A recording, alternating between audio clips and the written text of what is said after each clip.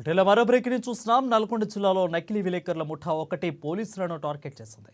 ఇక అక్రమాలు బయట పెడతామంటూ బెదిరింపులకు పాల్పడుతుంది. వీరి డిమాండ్లకు ఓ సీఐ తలొక్కడం గమనార్హంగా మారింది.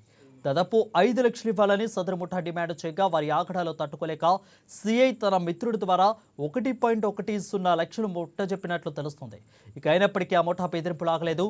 తాము డిమాండ్ చేసిన సొమ్ములో మిగతా 4 లక్షలు ఇవ్వాలంటూ వేధించడం ప్రారంభించింది. ఈ ముఠా ఆగడాలు భరించలేక సదరు సీఐ తన శాఖలోని ఉన్నతాధికారులకు ఫిర్యాదు చేసినట్లు సమాచారం అందుతుంది. ఇక ఉన్నతాధికారులు ఆదేశాల మేరకు పోలీసులు దర్యాప్తు చేపట్టి ఆ ముఠాలోని ఓ నకిలీ విలేకరిని అదుపులోకి తీసుకున్నారు. మిగతా వారి కోసం గాలింపు చర్యలు చేపట్టినట్లు అధికార వర్గాలు తెలిపాయి.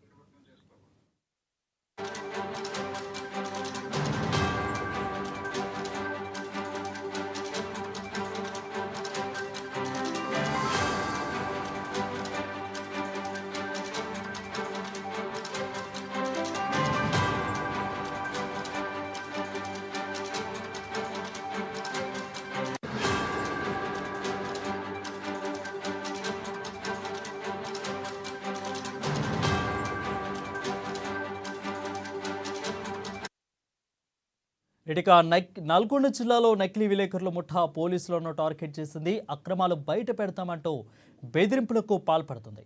వీరి డిమాండ్లకు సీఏ తలొక్కడం గమనార్హం. ఇక దాదాపు 5 లక్షలు ఇవ్వాలని సదరు ముఠా డిమాండ్ చేయగా మరి ఆగడాలు తట్టుకోలేక సీఏ తన మిత్రుడి ద్వారా 1.10 లక్షలను ముట్టజెప్పినట్లు తెలుస్తోంది. అయినప్పటికీ ఆ ముఠా బెదిరింపులు ఆగలేదు. తాము డిమాండ్ చేసిన సొమ్ములో మిగతా 4 లక్షలు ఇవ్వాలంటూ వేధించడం ప్రారంభించింది. ఈ ముఠా ఆగడాలు భరించలేక సదరు సీఐ తన శాఖలోని ఉన్నతాధికారులకు ఫిర్యాదు చేసినట్లు సమాచారం అందుతుంది. ఇక ఉన్నతాధికారులు ఆదేశాల మేరకు పోలీసులు దర్యాప్తు చేపట్టి ఆ ముఠాలోని ఒక నకిలీ విలేకరుని అదుపులోకి తీసుకున్నారు. మిగతా వారి కోసం గాలింపు చర్యలు చేపట్టినట్లు అధికార వర్గాలు తెలిపాయి.